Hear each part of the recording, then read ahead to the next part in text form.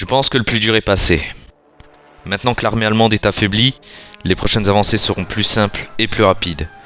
De plus, la production de nouveaux chars va bientôt débuter, mais ça m'étonnerait qu'ils résistent assez longtemps pour qu'ils aient le temps d'arriver sur le champ de bataille.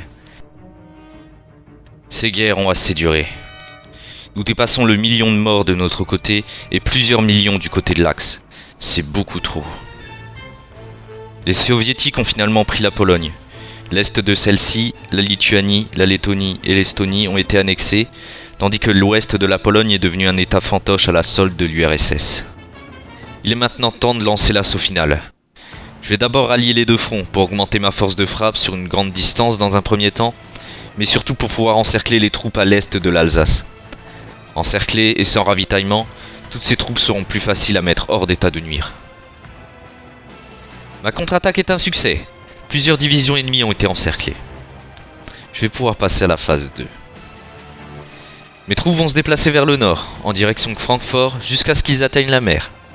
Ainsi, les Allemands ne pourront pas s'en prendre aux Belges ou aux Pays-Bas, et ces deux pays verront le conflit s'éloigner de leurs frontières.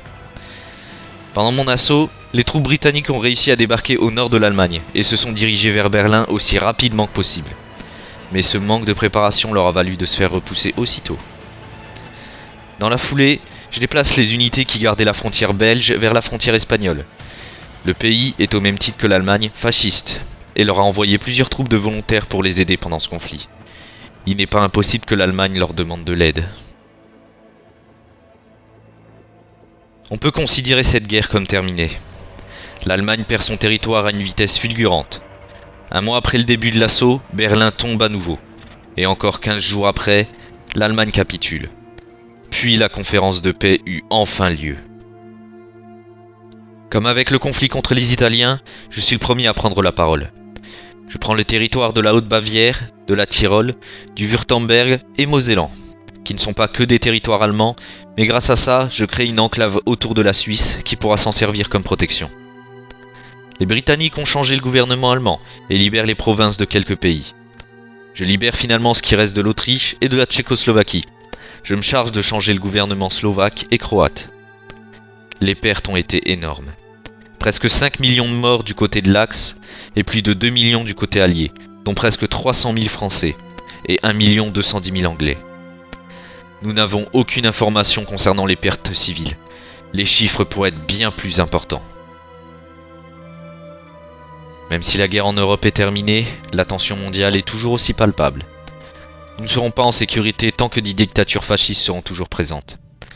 Pour les combattre, nous avons plusieurs moyens. Abattre le leader ou le faire céder face à la pression populaire. C'est le deuxième moyen que j'aimerais essayer, sur l'Espagne en particulier. Le gouvernement français va, sur ma demande, faire de la propagande pour la démocratie en Espagne, en espérant que le peuple espagnol soit assez réceptif. Si ça fonctionne, dans le pire des cas, ils devront déclencher une nouvelle guerre civile pour se faire entendre. Dans le meilleur, leur dirigeant va céder à la pression populaire et va adopter de lui-même un gouvernement démocratique. Mon travail n'est pas encore terminé. De nouveaux combats m'attendent.